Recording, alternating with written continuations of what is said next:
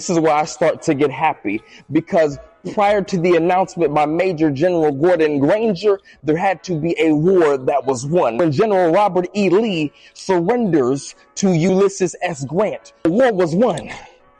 Victory was announced. And when the victory was announced, what has been normal now becomes their abnormal.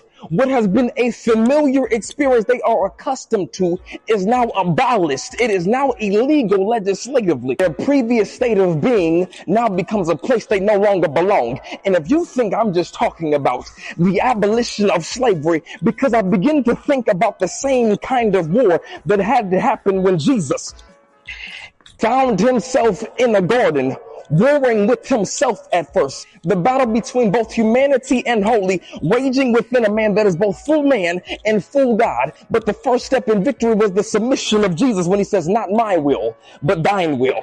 So he has the option to come off of a cross. Instead of coming off, he decides to carry. He remains committed to the cause. Why? Because he must have had to remember what he said in John chapter 10, verse 10. I have come so that you may have. Okay, it's like Jesus does not come off the cross because he's consistently remembering the reason he on it in the first place.